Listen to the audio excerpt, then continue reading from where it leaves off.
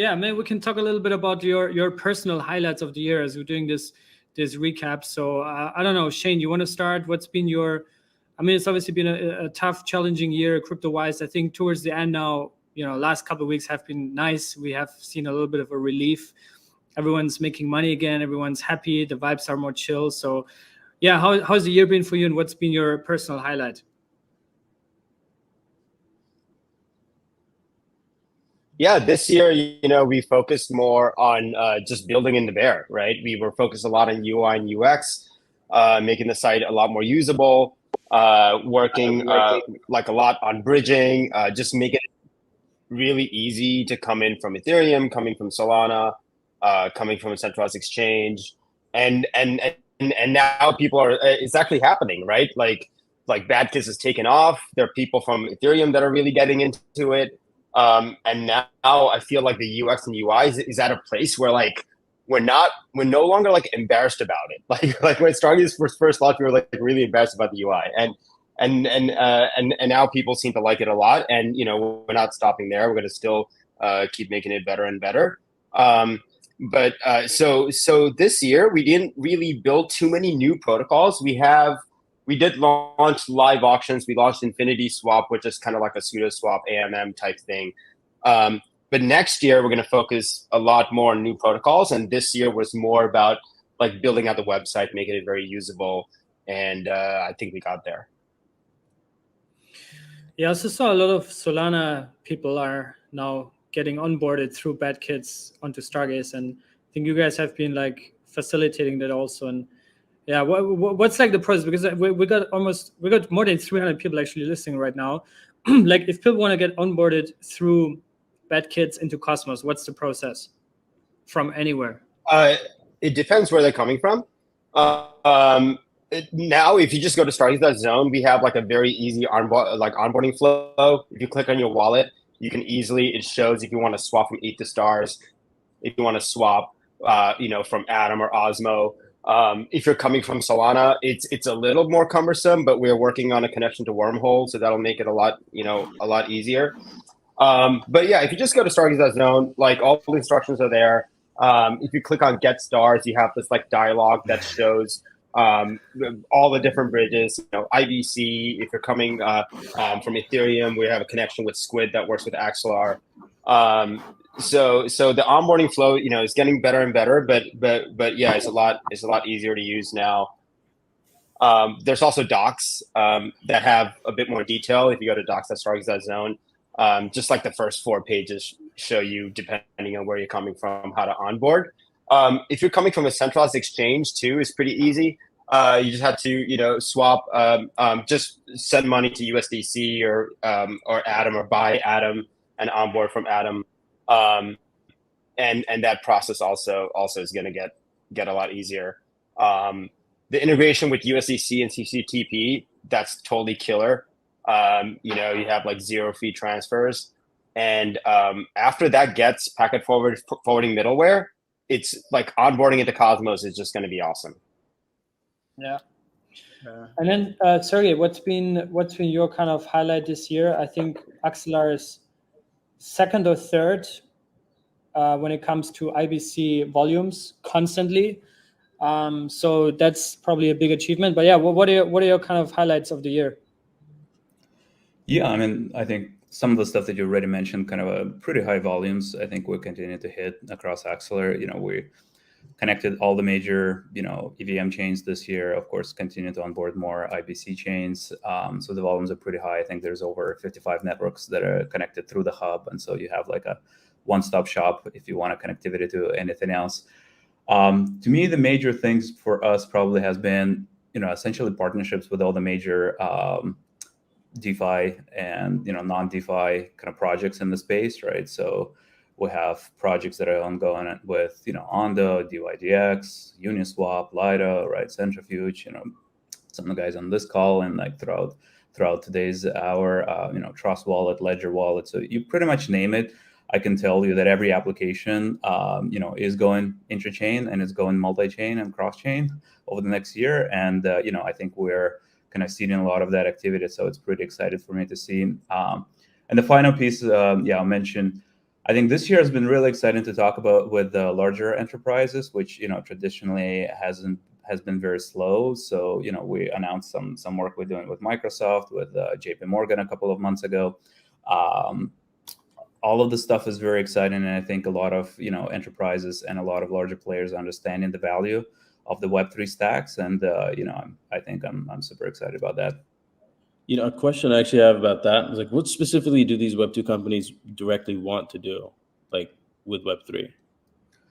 Yeah, I mean, they want to tokenize assets, I would say, for the most part, right? And they want to make sure that the assets are efficiently managed, right? So as an example, if you look at the program that we did with JP Morgan and like Onyx blockchain, effectively they had their Onyx blockchain. They wanted connection. You wanted to perform settlement of assets with other chains like Provenance, right?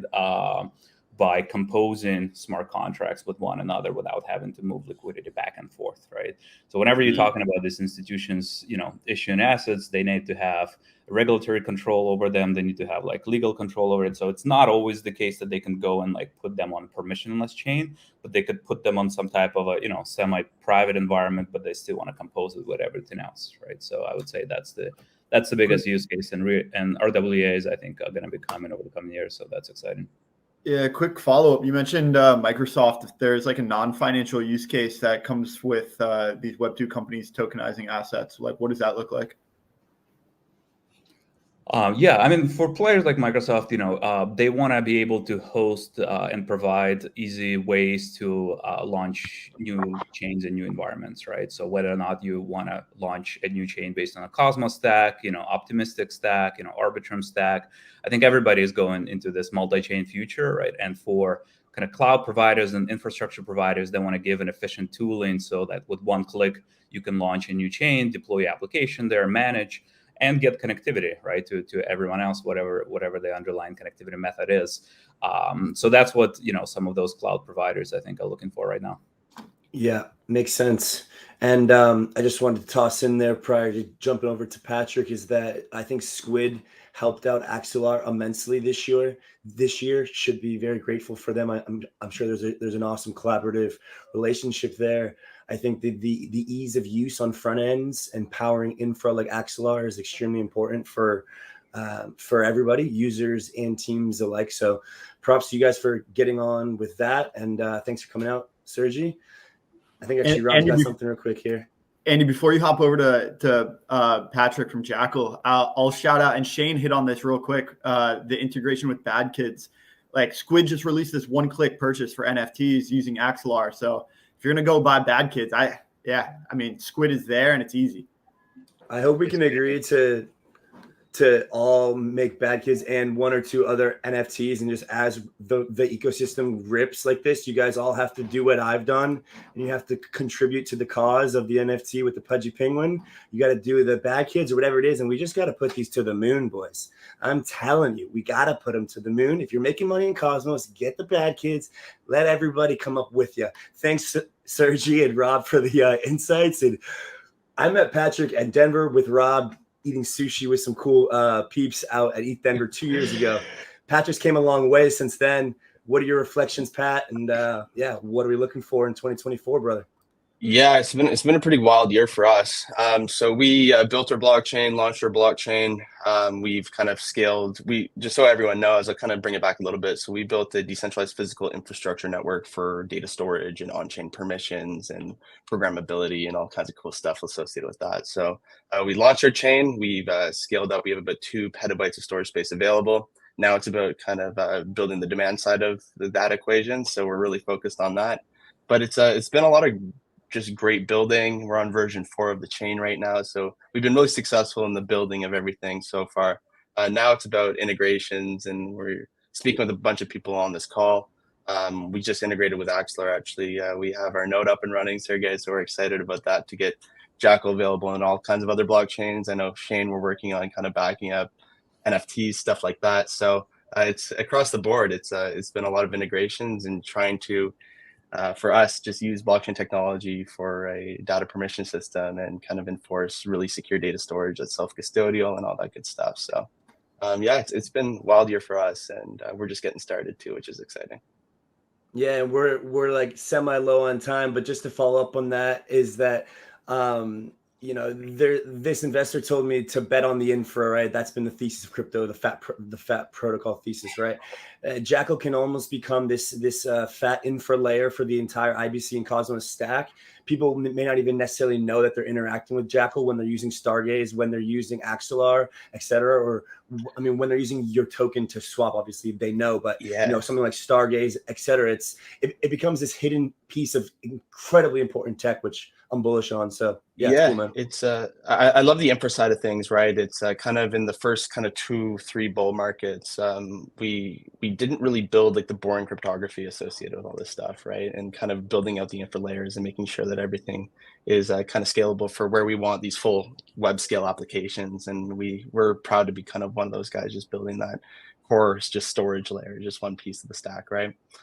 Speaking about just integrating on different things and kind of using IBC technology as a competitive advantage, and we think this is the reason why IBC wins, is you don't need to be building on JACKAL to leverage your storage layer, right? And we see a world where with a simple smart contract call on any generic smart contract L1, you're going to be able to access scalable data storage, things like that, and kind of that outpost model, and bring the value of our blockchain to other blockchains and not really compete for developers, but provide a valuable service is kind of our thought process, and we love it.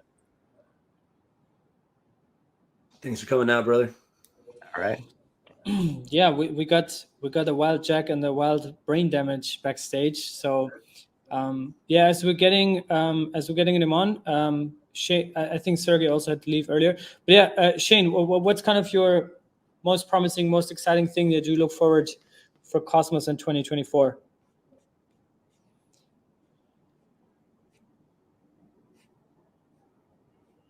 Can you hear me, Shane? I don't want to give away too much. I know we have a lot of stuff in the pipeline. We have a couple of new tokens. Yeah, I can hear you, but my internet is kind of shitty. So I don't know if you guys can hear me. Sorry about that. Okay, yeah, we have a couple of new tokens in the pipeline, maybe a meme coin or not. I'm not going to give any more details about that, but I'll just kind of leave it there. And the coin might be bad or might not be bad. Who knows? Definitely a meme coin. Nice. Yo, I'm gonna flex. I'm gonna flex, but I've minted Bad Kids NFTs, like 2 of them. OG. So I'm an OG here. Thanks, Shane, for the alpha.